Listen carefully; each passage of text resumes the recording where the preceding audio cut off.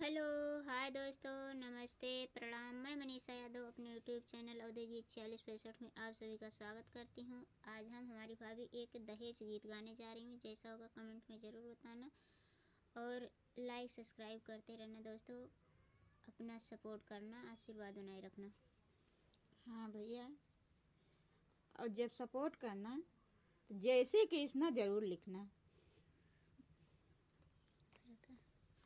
रोवेला गरीबिया देखा, रोवेला गरीबिया देखी, अचरा पसार अब ना जइहा वीरना, पापी बाहिन के करनवा अब ना जइहा वीरना, पापी बाहिन के करनवा अब ना जइहा वीरना, बिन रे दहेज के मरा नाही पाइबा, बिन रे दहेज के बर नाही पाइबा, लौटी के द्वारे पे आंसुआ बहाइबा, लौटी के द्वारे पे आंसुआ बहाइबा, सही नहीं पाइबा,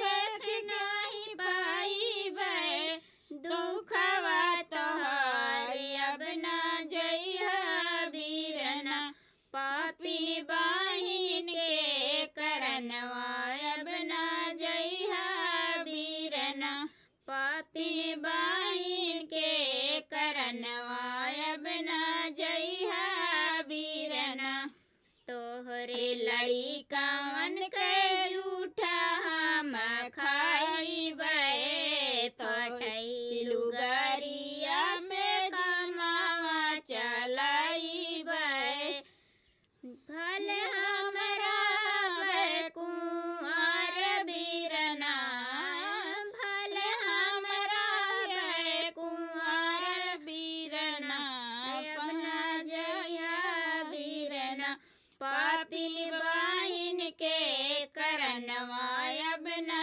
जइहा वीरना, पापी बाहिन के करनवा अब ना जइहा वीरना, आज के समाजवा बड़ा निरदइया, आज के समाजवा बड़ा निर्दयिया, कबहू जकिहा भैया तिन विदाइया, कबहू जकिहा भैया तिन विदाइया, ऊपर से डार दिहा, ऊपर से डार दिहा, लाल की चुनरिया अब न जइहा वीरना, पापिन बाहिन के करनवा अब ना जइहा वीरना, पापिन बाहिन के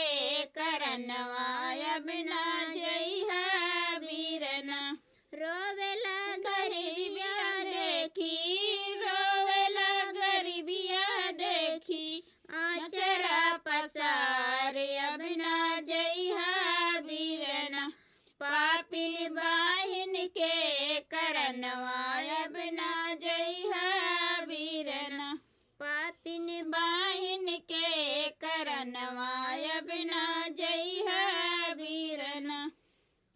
जैसा होगा कमेंट में ज़रूर बताना। प्लीज़ दोस्तों लाइक सब्सक्राइब ज़रूर कर देना।